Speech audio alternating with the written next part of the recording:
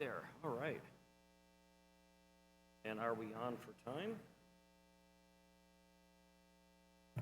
Woohoo, it's 8:15. All you morning people in the audience. Actually, when I was walking here to get set up, one of my friends came up to me in the hallway and he said, "Kevin, you're looking awfully perky for this early in the morning." And I said, "I'm giving a productivity talk. I better look perky."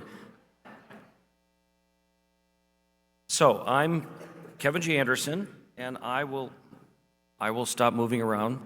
I'm Kevin J. Anderson, and I am giving a talk on writing productivity, which, as you'll notice from the slides, that I originally did this PowerPoint presentation for my professor gig at Western Colorado University. And talking to academics is a little bit different from talking to 20Books people, slightly different attitude toward productivity and things. In fact, I gave this whole lecture on all the ways that you can increase your writing productivity and your output and finding time for writing. And the head of the poetry department came up to me afterward and said, "So you're talking about writing a whole novel in a month, and I sometimes spend a month figuring out where to put a comma." And I said, "Well, then don't use commas." That's a viable option if you're doing poetry sometimes, but I need to get my coffee within reach because I'm not intrinsically perky. So, I write a lot. I'll talk about writing a lot, and I'll talk about finding two different things: how to write more quickly and be producing more words, and also how to find more time to write so that you can get more writing done. Just going to give a little bit of background. Again, I wrote this for the academics who think that writing slow is the right thing. So I kind of grew up reading about and reading pulp fiction magazines. And in the pulp fiction days, the motto of writers was you had to be prolific or starve, because those magazines paid a quarter cent a word, and they usually paid it on threat of lawsuit because the editors never paid. So authors would crank out and write story after story after story on typewriters. Typewriters are like steampunk laptops that... Anyway, as you guys very well know, indie authors can now produce and release books as fast as you like. Readers want the next book right now. They don't want to wait a year for your next one. They want it right now. And I remember Michael Landerly was telling me that he did 12 books in 12 months. And I'm a slacker. I do 3 or 4 books a year, and he's 12 books in 12 months. And some of you guys blow him out of the water. So I just want to, getting my routine here. There. I just want to emphasize that fast writing does not mean bad writing.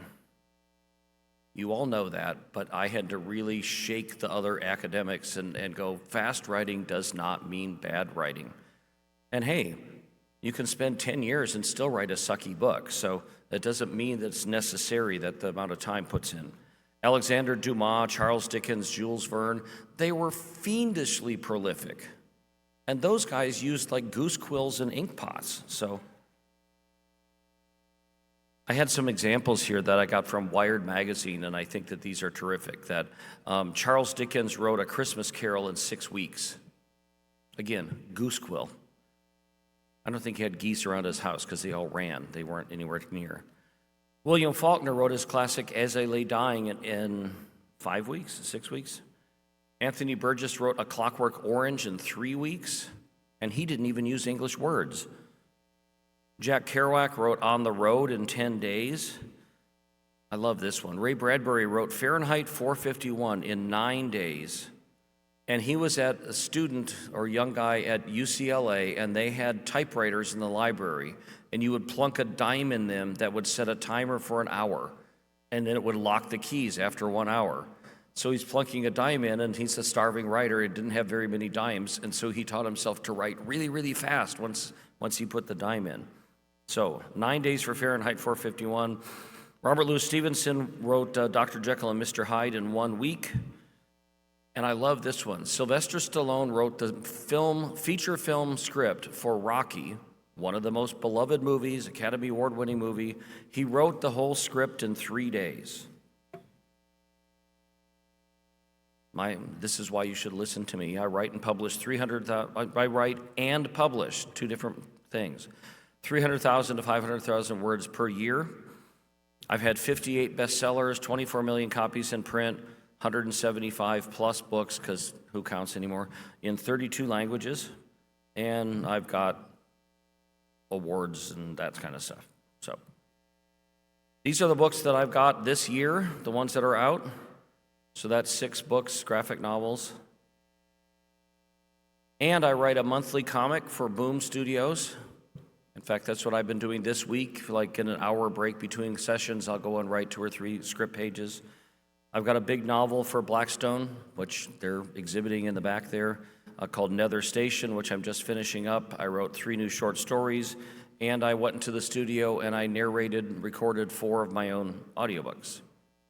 So I'm kind of perky. When people see all the stuff that I've got coming out and they see the bestseller list and they have their wonderful little comment of, wow, you must be really lucky. And my comment is, the harder I work, the luckier I get. It's kind of my motto. So y'all, get lucky. It is Vegas. So I put together these, a lot of people ask me, like, how do you write so fast? How do you write so much? And I talk to other writers who are also prolific, and they really crank things out. And I came up with this list of 11 different tips. And I'll warn you that some of these tips are totally contradictory because they come from different people. They won't all work for everybody. But don't get into a rut. Say, well, that's the way I always write. And then you always complain that you don't get enough writing done. So listen to some of these, run them through your filter, see if they're going to work for you. I talked to a bunch of other best-selling writers, and this is what I came up with. So this is number 1, very important. Shut up and write. A lot of the ethereal writers have their muse, the inspiration. They have this little ethereal fairy voice that flits around, this feminine figure that says, let me give you an hour to think up a metaphor. My muse is a gravelly voice, bristle-haired drill sergeant that says, Anderson, quit dinking around, sit down, shut up, and write. Yes, sir. Sir, yes, sir. You know the old adage of butt in chair and fingers on the keyboard. That's how you get more productive in your writing, is by writing. But there's kind of more to it than that. That means that when you're writing, you need to write, actually write, not clean the bathrooms. I mean, writing is the only profession where, cleaning the cat boxes sounds like something more viable to do right then. And part of this is taking yourself seriously as a writer. Think of this as your job. Set a writing schedule that from this time to this time, you're going into the office and doing your job. And if you don't take your writing seriously, then don't expect your friends and family to take it seriously. If you have the day to write and everybody keeps interrupting you and coming in and say, oh, well, you're just writing. Let me talk to you about the new movie I just saw. Other people have to go to jobs. They don't necessarily like their jobs, but they go to them. If you're a writer, that's your job. Go to work. Garbage men don't love going to work every day. I don't know, maybe. But doctors, lawyers, teachers, they don't sit around dinking and go, I'll perform this surgery, but I'm waiting to get inspired, and then I'll take your appendix out if I'm inspired. Not everybody loves their job, but they go and do it. This kind of hits to that, what do you do about writer's block problem? Writer's block in my mind and in a lot of other writers. It starts with 2 letters, which is BS. Writer's block just means you're not writing. So sit down, shut up, and write. Doctors don't get doctor's block. Lawyers don't get lawyer's block. Bankers don't get banker's block. They might feel like crap, they might have the flu, they might have some other personal stuff bothering them, but guess what? The teller still has to go to the bank and do her job, or his job. This is your job. I was at a World Science Fiction Conference quite a few years ago, and I was on a panel with 2 science fiction greats, Jerry Pournelle and Octavia Butler.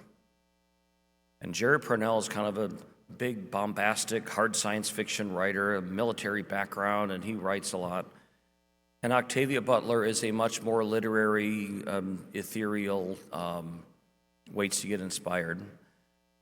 And invariably, the question came from the audience but what do you do when you get writer's block? And Jerry Pournelle, in his kind of loud, bombastic voice, goes, "There's no such thing as writer's block. You sit down and you write 1 sentence, then you write the next sentence, then you write the next sentence. No writer's block. You're writing."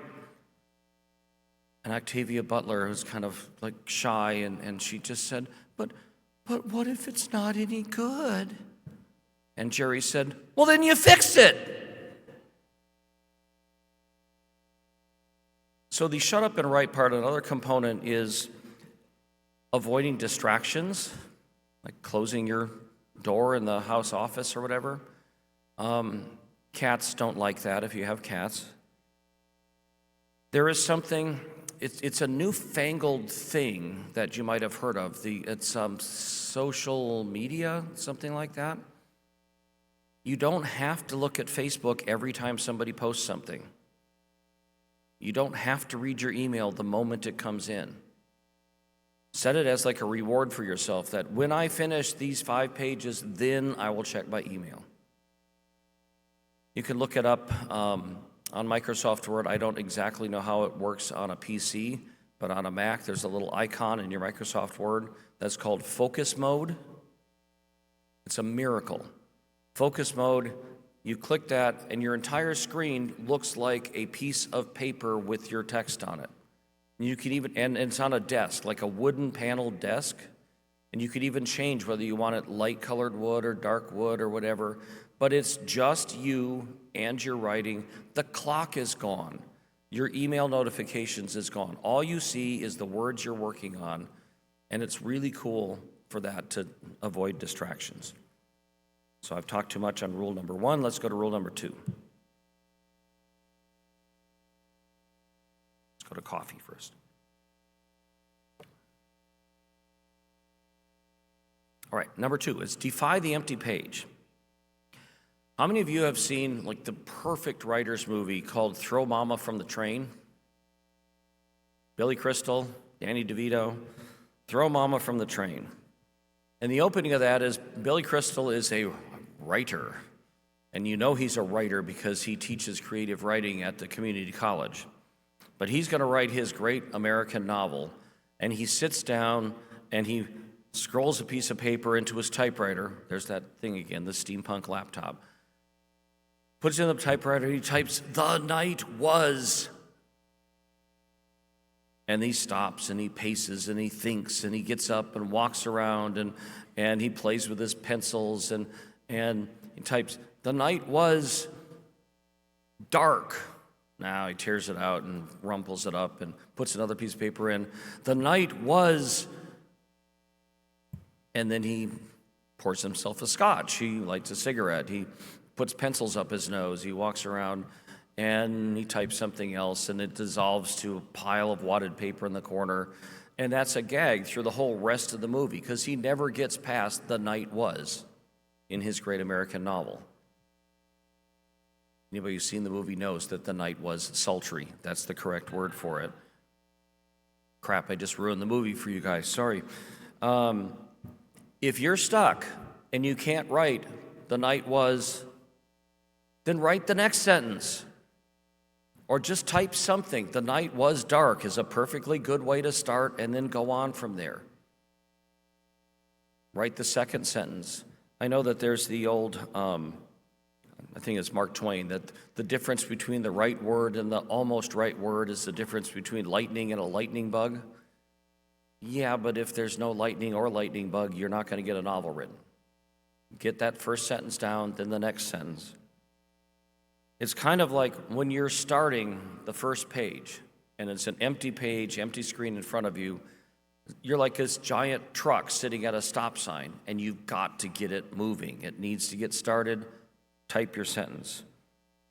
Another way, if you're in the middle of something and you can't get started, just physically retype the previous page from yesterday. It'll just kind of get you into it, get you typing, get your fingers moving, and you roll on. This one's important. Dare to be bad at first. If you're going to write anything down from this talk, write this sentence down. It doesn't have to be perfect, but it does have to be finished. Nobody ever published a brilliant three-quarters finished book. They publish lots of mediocre finished books because it's finished. Would you start reading a fantasy series, a game of something that wasn't finished? Wait, never mind. I shouldn't have said that. Just remember, if you're typing and it's not good, but keep typing, you can fix awful writing, but you can't fix no writing at all. I like when I'm writing and I'm working, I like to think of it as like this energy and flow going. You've got this creative momentum and you're typing and you're writing. I almost get into this fugue state where I'm just like, I'm in the world, I'm in my characters, I'm in my situation, and I'm just going. I get the words down, the story, the dialogue, the description, and then you go back in a different pass and fix it. One of my books called The Dark Between the Stars, which was nominated for the Hugo Award, one of the 2 highest awards in science fiction. That's why I wear this little teeny rocket ship on my lapel here. That was a 230,000 word novel, and I wrote the draft of it in 47 days. That's a lot of words. I'm not saying it was bad, but I dared to just write it, get it down, and not be a perfectionist. And this one's kind of an adjunct to that. Know the difference between writing and editing.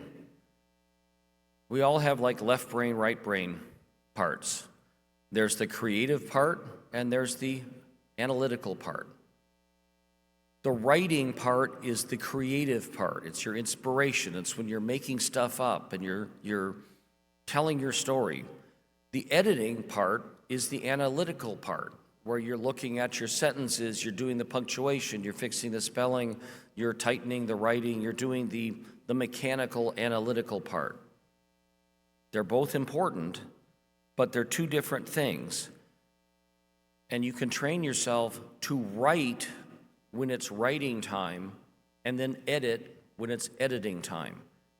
Otherwise, if you're like inspired and writing this great scene and you do a page and a half and then you stop and go back and correct your spelling and your grammar and rewrite everything, it's like you're taking the creative transmission in your brain and shifting it from forward to reverse, to forward to reverse, to forward to reverse.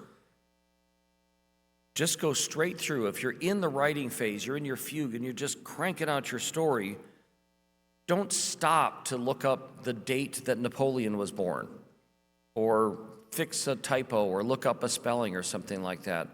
Just type a note to yourself, check the date, and then go on and keep writing.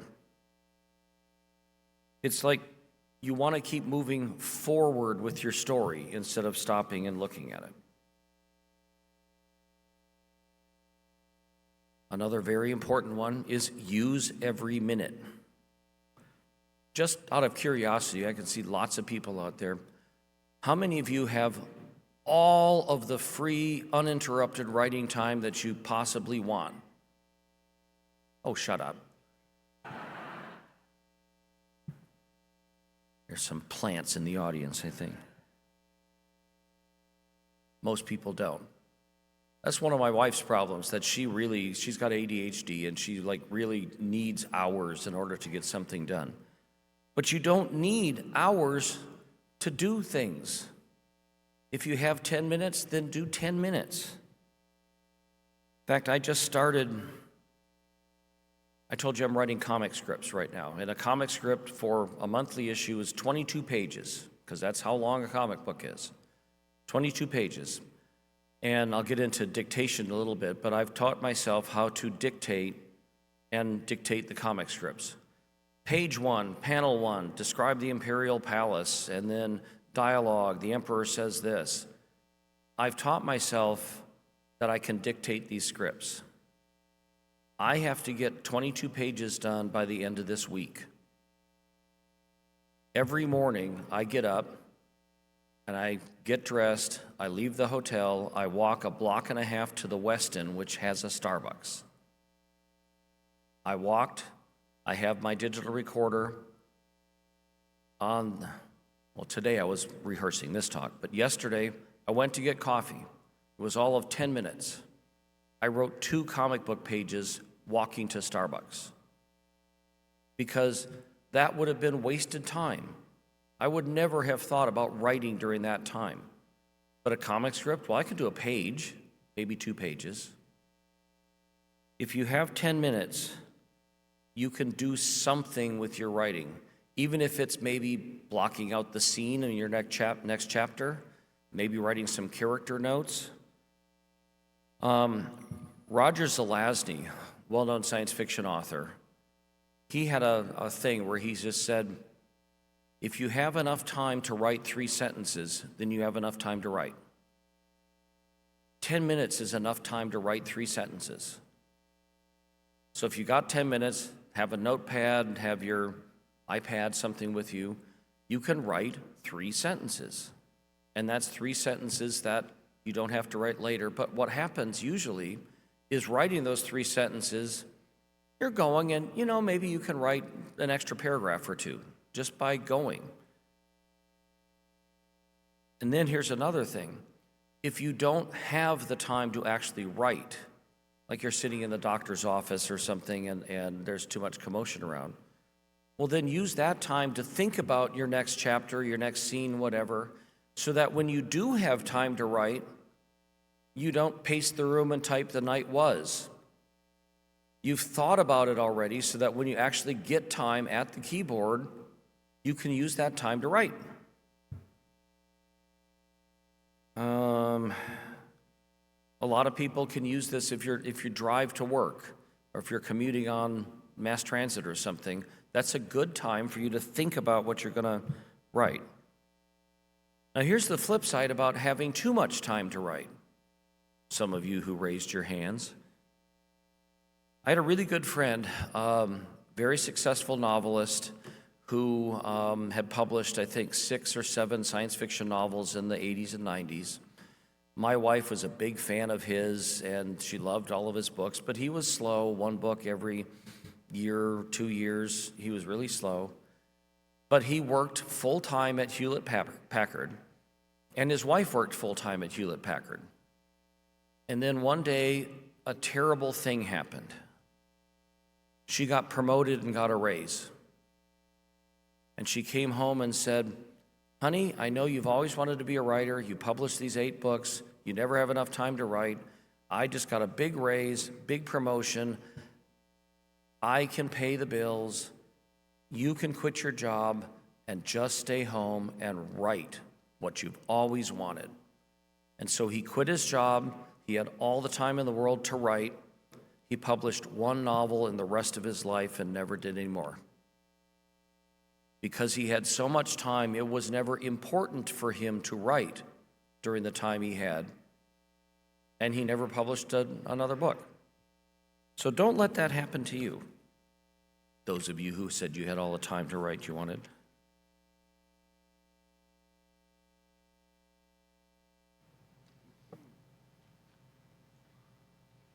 Set goals for yourself and stick to them.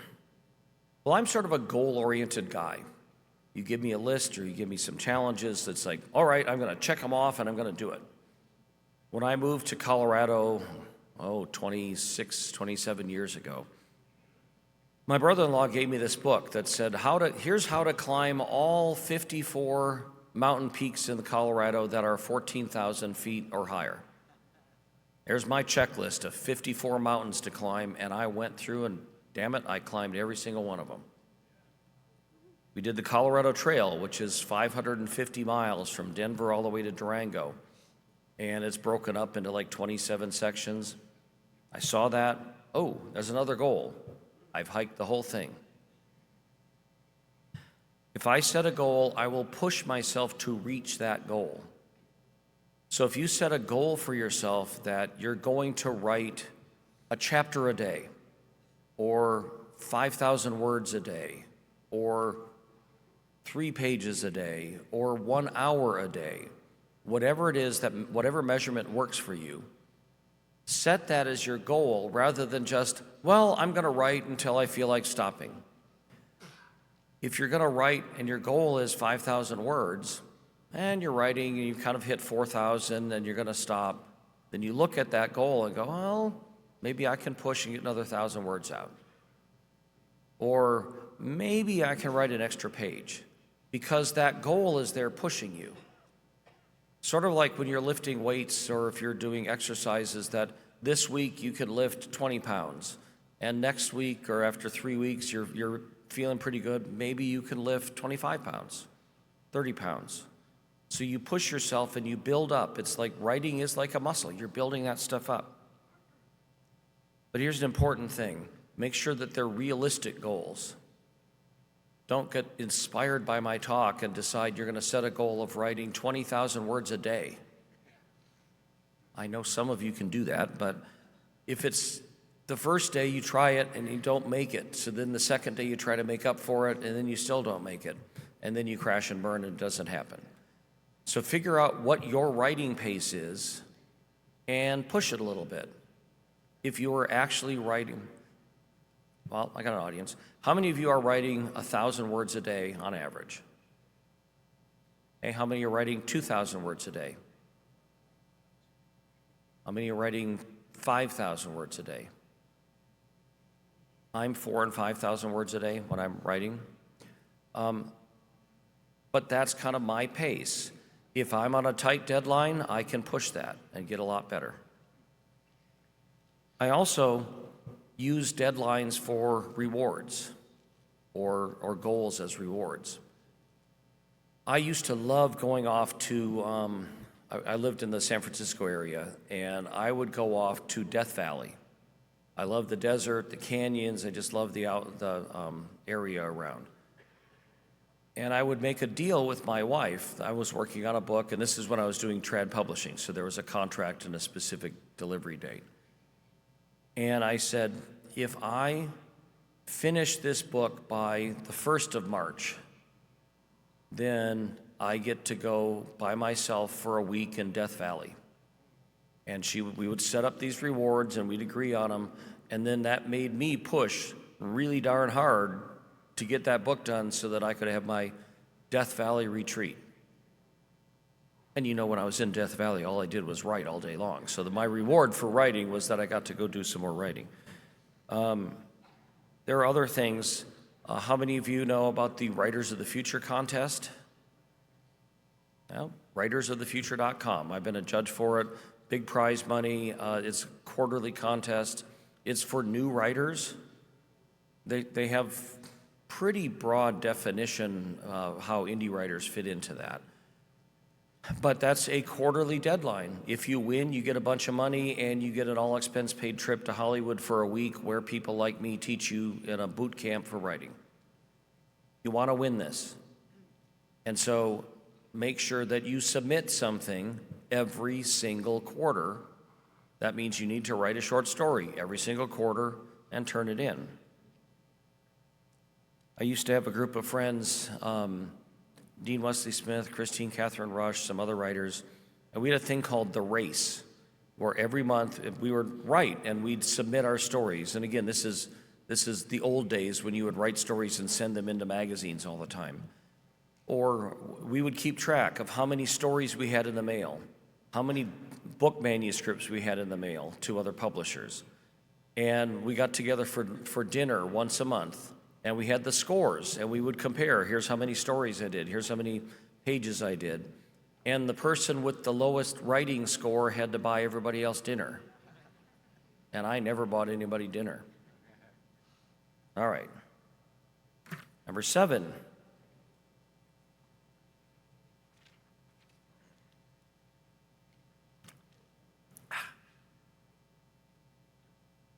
Work on different projects at the same time. This doesn't work for everybody. But I've kind of got creative ADD, and I like to work on all kinds of different things. I'm kind of like that jerk with the TV remote control that's just scrolling through channels and never wants to stop on one of them. But there are different stages in writing a book or a story. Some of them are fun, and some of them are not so fun. For instance, if I'm writing a novel, the first step is, well, I'll get an idea for it, but then I might have to do a bunch of research on the Crusades, or on sailing ships, or on wheat farming in Nebraska. That's my next action thriller. Depending on what your thing is, you might have to do a bunch of research, so you have to spend hours doing research. Then I'll mull it over. I'm a plotter, so I will write the whole detailed outline of my book. Then I will write the first draft, which I love. Doing my first draft is like the most fun. I get to make things up, and it's all coming into place. And after I've got the first draft written, then I have to do the first edit. I loathe doing the first edit. I hate it. It's like going through a jungle with a spoon for a machete. I hate going through the first time, like, oh, that wasn't what was in my head, and I gotta fix it all. And then I do the second draft and the third draft, and each one gets successively easier because it's homing in, it's getting what I want. And then I get edits back from the editor, and then I have to rewrite things. And then if it gets to the typeset part, again, I come up through trad publishing, but you still do this in indie publishing. Once it's all done, then I do a full proofread on it. And proofreading a book that I have read 11 times is not fun, but it has to be done. And then the book comes out, and I have to do my ads and my social media posts and my book signings and my convention appearances, so that promoting. All of that was, whatever it was, 10 steps or something. Some of those steps I enjoy doing, and some of those steps are like going to the dentist. And so if I'm looking ahead at a book, or at like a week of proofreading something, that's gonna look like a pretty grim week to me. But if I have 3 or 4 different projects going, I can work on the fun stuff for an hour or 2 on one project, and then I can endure an hour or 2 of the bad, boring stuff on a different project. And then I can like research wheat farming in Nebraska, which is really fun and exciting, or maybe. So if I can switch channels and go all over the place, then again, it gets back to there's no writer's block, because if I'm kind of stuck on this project, well, I'll go to this project where I'm not stuck. And I keep cycling through. All right, our timer's in the red, so I'm gonna go a little bit faster. Create your best writing environment.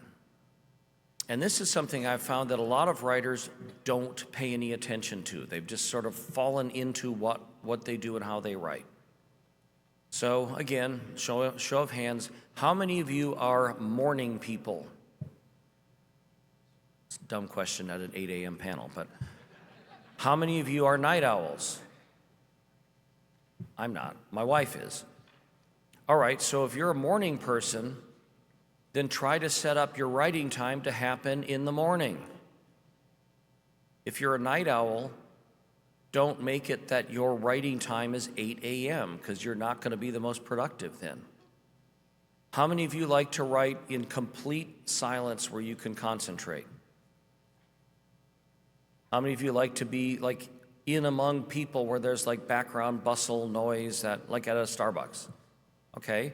So if you write best in perfect silence, then probably don't go to the middle of a Starbucks and do your writing. Although there is this miraculous invention called noise-canceling earbuds, they're wonderful. Think about how you write best and try to arrange your writing time and your writing environment to cater to that need, and you'll be a lot more productive. One of the things, my wife has done a lot of research, unfortunately, into ergonomics because she has had 2 carpal tunnel surgeries and 2 ulnar nerve relocations in her elbows.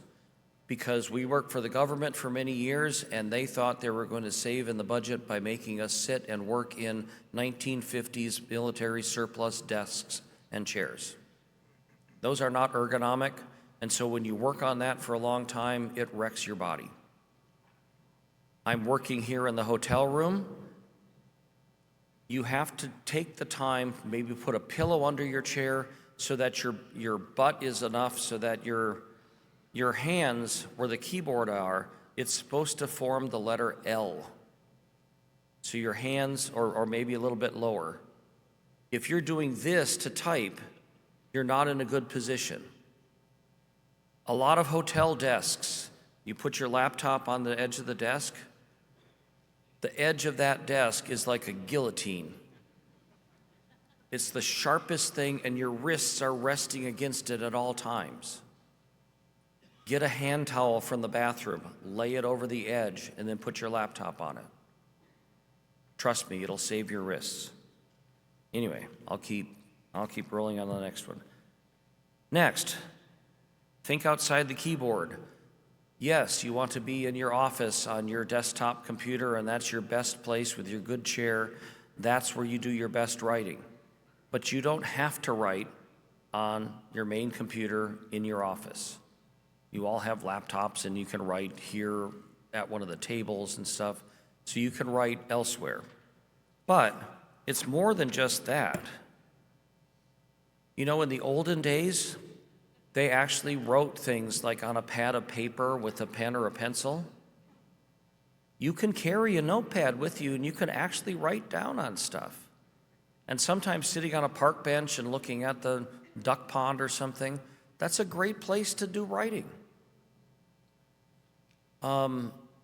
My wife and I, we plotted one of our Junior Jedi Knights trilogies. We were in an Olive Garden restaurant. We had to plot this thing, and the service was slow, so we just started brainstorming, and we outlined this entire trilogy using the cup of crayons on the white tablecloth in the Olive Garden. And then we tore the paper with us and folded it up and took it with us. We typed it before we sent it in, but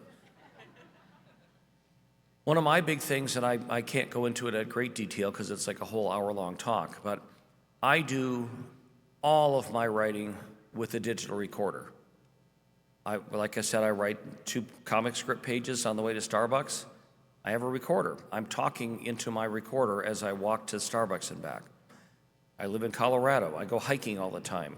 I'll go out on a 5-6 mile hike, and I will have written 5,000 words.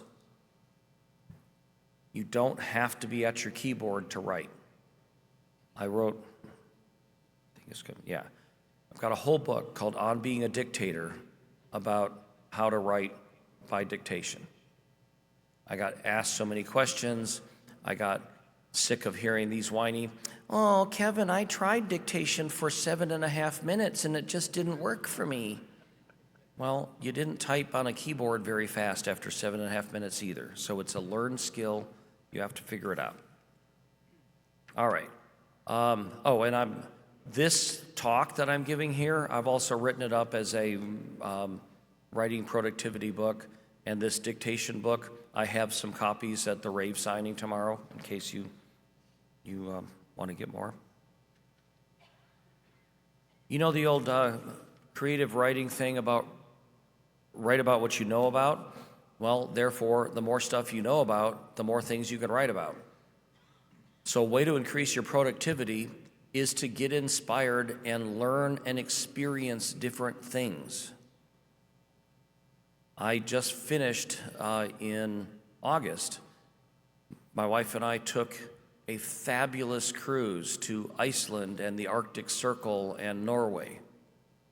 Hugely inspirational. I got like tons of stuff that I can write about now through various friends. And when you're a writer, like, you can just ask for these cool things. I had a whole full tour and walked around on the deck of the U.S. aircraft carrier, the Nimitz. I was on the floor of the Pacific Stock Exchange, just kind of gawking around. I took a ride in a hot air balloon just to see what that was like. I took a ballroom dancing classes because I didn't know anything about dancing. All these things give you subjects and details to write about. If you think about, you're right, I do a lot of cooking, so I'm going to use a cooking metaphor. If you spend all your time like reading books and going to conferences and learning about writing techniques and taking English classes, you're like a chef who's acquiring a whole shelf full of cookbooks, but you don't have any ingredients. Your ingredients are your life experiences, your knowledge base, the things you know and learn. And like I was writing some X-Files books, and one of the X-Files books had Mulder and Scully in the jungles of Central America.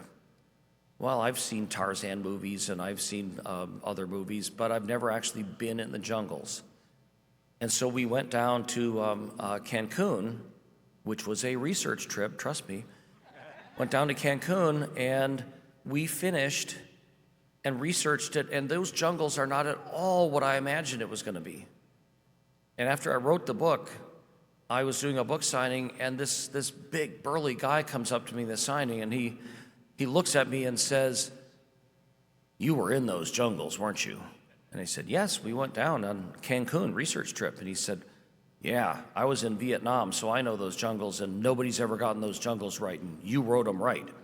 So I would rather be in Cancun than be in Vietnam War, but okay. And the very last one is know when to stop. It's done. When you finish it and you've done your edit, it's as good as you can make it, then it's done, and be finished with it. Don't keep rewriting it. I'm just wrapping up here. My good friend Mike Resnick, who is the most award-winning science fiction author ever. He wrote a lot of short stories and won tons of Hugo Awards and Nebula Awards. And we were discussing about, so how, if he's winning all these awards, does he like polish his story 10, 12, 15 times? And he says, heck no, it's not cost effective to do that. For him, it's 3 times and it's done. 3 edits. He said 3 edits, it'll get him like 97% as close to perfect as he can make it. If he spends 2 more edits, it might be 98%, but nobody's going to notice. He could like spend 3 months and make it pretty darn near perfect. But in those 3 months, he would be much better off writing 5 more stories. So anyway, that's a bunch. I'm going to roll through them just quickly, and then we'll get out of here. So here's the tips again. Number 1, shut up and write. Number 2, defy the empty page. Number 3, dare to be bad at first. Number 4, know the difference between writing and editing. Number 5, use every minute. Number 6, set goals for yourself and stick to them. Number 7, work on different projects at the same time. Number 8, create your best writing environment. Number 9, think outside the keyboard. Number 10, get inspired. And number 11, know when to stop. So I will stop. And like I said, the book is available. You can get it on Amazon for $5, but it's also at the Rave thing, or take a snapshot of the page there. So thank you all for getting up in the morning, and now go write.